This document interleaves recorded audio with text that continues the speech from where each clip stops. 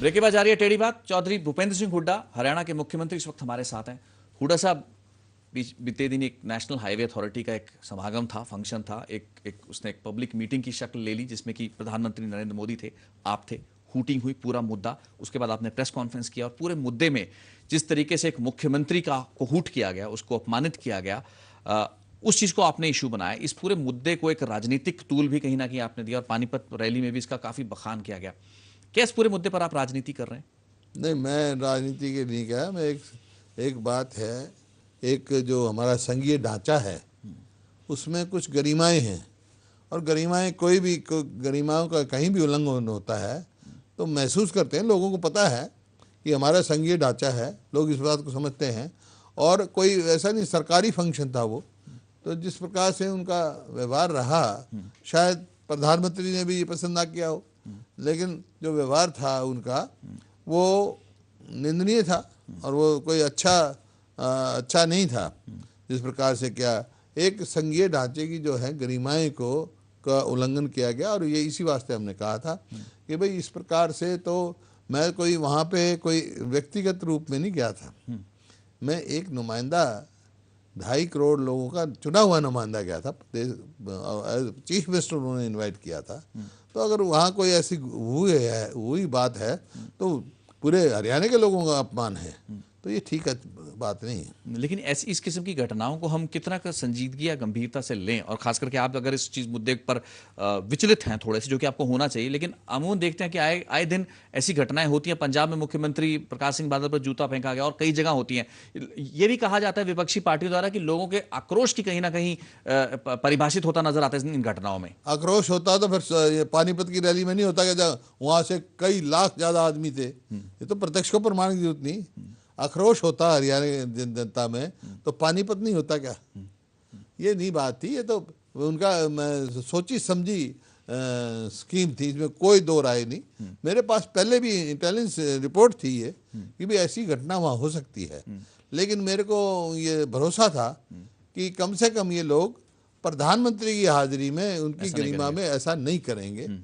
तो लेकिन हुआ ऐसा, और इसका मैंने कहा भाई जो इन लोगों ने किया है, अब आगे आएंगे चुनाव में तो लोग, हरियाणा के लोग इनका बदला, मैंने उनको वोट की चोट से लेंगे आप। पानीपत में यही कहा मैंने लोगों ने।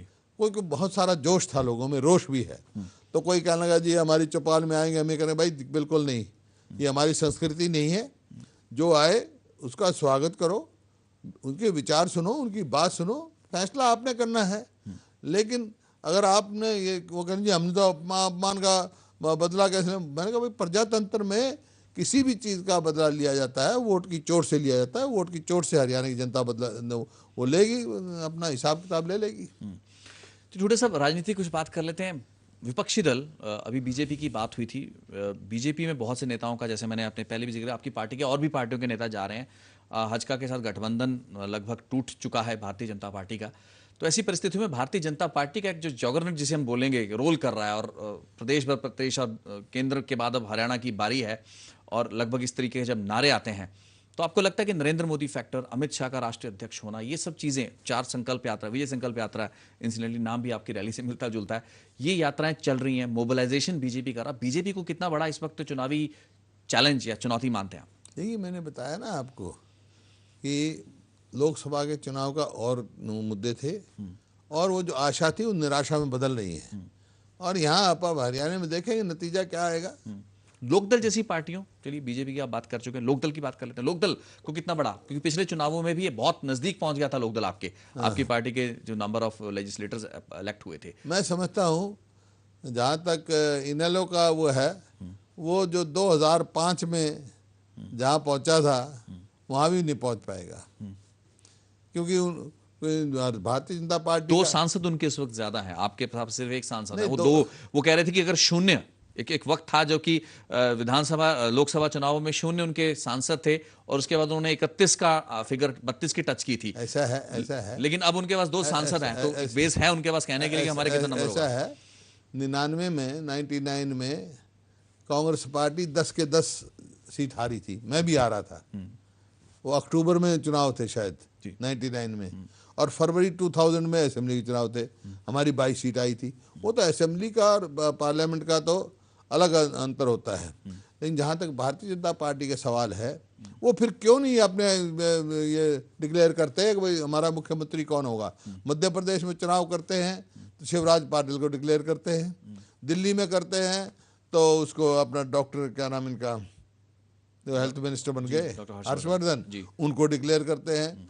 यहाँ क्या क्या है, तो डिक्लेयर करें ना भाई। ये तो बताएं कौन होगा उनका मुख्यमंत्री। हरियाणा के लोग जानना चाहते हैं, हरियाणा के लोग जानना चाहते हैं। नहीं, ये चीज तो तय है कि उनकी पार्टी में कोई इतना बड़ा नेता नहीं है, या इतना हम कहते हैं राजनीतिक समझ वाला नेता नहीं जिसने अपनी पूरी लीडरशिप से ऊपर उभर कर अपना कद आपकी तरह स्थापित कई किया। हमारे साथी गए ना जो रात को चीफ मुख्यमंत्री बन के सोते थे, अब वहां दिन में भी सपने लेने लग जाएंगे तो सब लग जाएंगे। लेकिन वो ने तो सही बताए तो सही, भारतीय जनता पार्टी किसके नेतृत्व में चुनाव लड़ रही है भाई। हरियाणा में कौन उनका मुख्यमंत्री होगा, लोग, हरियाणा के लोग जानना चाहते हैं, गांव में पूछते हैं ये लोग। तो उनका इस बात का ही जवाब नहीं है उनके पास। और इन लोगों का तो मैंने बता दिया आपको कि उसका तो आधार जो है। जी। लेकिन पिछले विधानसभा चुनावों के मुकाबले, 2009 के मुकाबले अगर आप इस बार देखें तो जो आपके नेता गए, मैं दोबारा वो सवाल नहीं पूछ रहा, मैं आपसे सवाल थोड़ा डिफरेंट है मेरा। राव इंद्रजीत चले जाते हैं पार्टी छोड़कर, चौधरी वीरेंद्र चले जाते हैं, आपके नेता थे धर्मवीर जो कि इस वक्त सांसद हैं बीजेपी का टिकट लेकर, वो चले जाते हैं। एक नेता थे जो कि आपकी पार्टी में नहीं थे, गोपाल कांडा, वो आपसे अलग हैं। विनोद शर्मा आपके एक अच्छे मजबूत साथी हुआ करते थे, वो चले जाते हैं। ये बड़े दिग्गज आपके पार्टी छोड़कर चले गए या आप आपके साथ नहीं रहे। 2009 और 2014 में लगता है कि मुख्यमंत्री भूपेंद्र सिंह हुड्डा अकेले चुनाव लड़ रहे हैं। क्या क्या ये धारणा गलत नहीं है? 2009 से पहले कौन छोड़ के गया था? 2009 से पहले छोड़ी थी चुनाव में जी, कांग्रेस पार्टी छोड़ी थी। जी। किसने छोड़ी थी? बहुत बड़े दिग्गज नेता भजनलाल जी ने छोड़ी थी जी। भाई फिर जो भी इतने साल मुख्यमंत्री रहे तो फिर, लेकिन तीसरी बार कांग्रेस की दूसरी बार बनी ना कांग्रेस की सरकार, तो अब के भी यही देखना आप, तीसरी बार कांग्रेस की सरकार कोई असर नहीं इन नेताओं का अहिरवाल में, बांगड़ में, इन नेताओं का कोई आधार नहीं है। पंजाबी बेल्ट में उस तरफ कांडा साहब ही अपना एक हालांकि कुछ नेताओं के पास कुछ सीटें हैं, महज कुछ सीटें हैं, लेकिन स्टिल कुछ तो मैटर करते होंगे ये लोग। अब वो बता देगा, बोला कि समय आएगा जब देख लेंगे। मैं किसी के बारे में व्यक्तिगत बात नहीं कहता, इनके स्वाद ये तो व्यक्तिगत बात करते हैं। लेकिन मेरे को मालूम है जिसका जो आधार था, जिसका कहाँ किसके पैर हैं, जो मैं बता चुका है ऐसे आपके।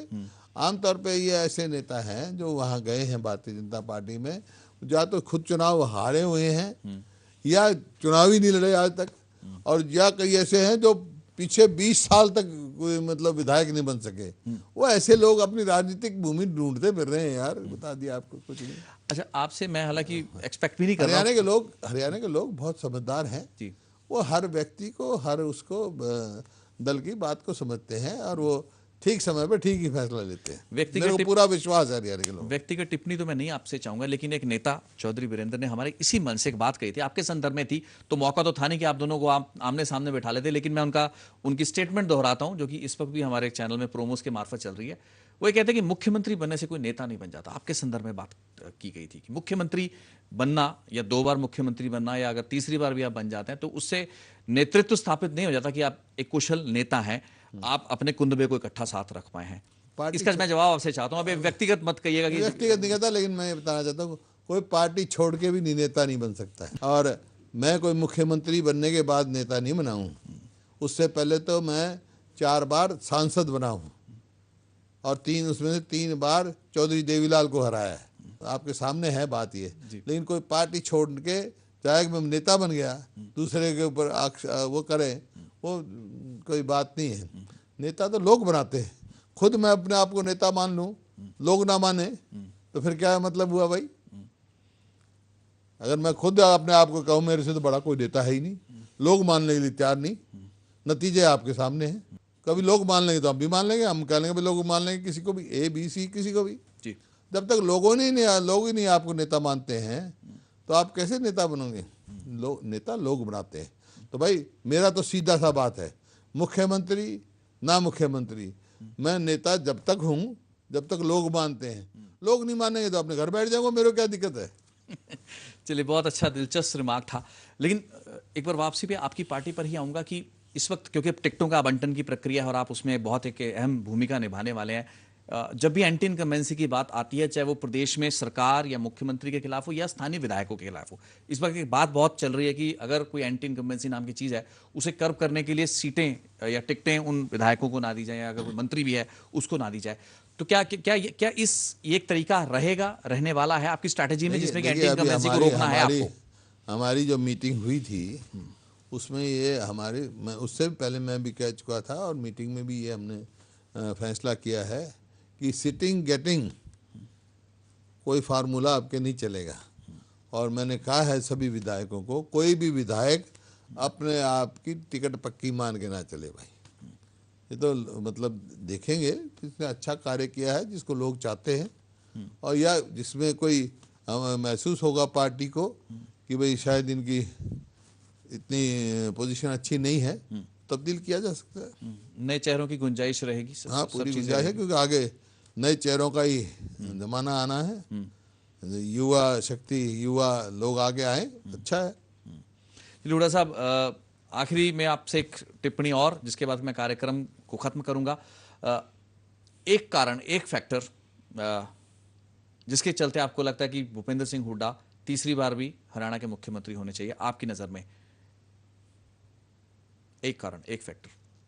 लोगों की सेवा, मन से हमने ईमानदारी से अपने प्रदेश का और लोग हर वर्ग के लिए जो है मेहनत की है और प्रदेश को आगे लेके गए हैं, सबको जोड़ के चले हैं, सबको साथ लेके चले हैं।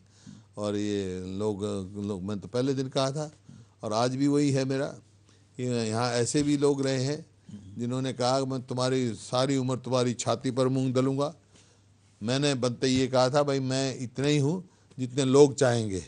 लोग चाह रहे हैं जब तक सेवा करेंगे, और लोग जिद नहीं चाहेंगे सेवा नहीं करूँगा।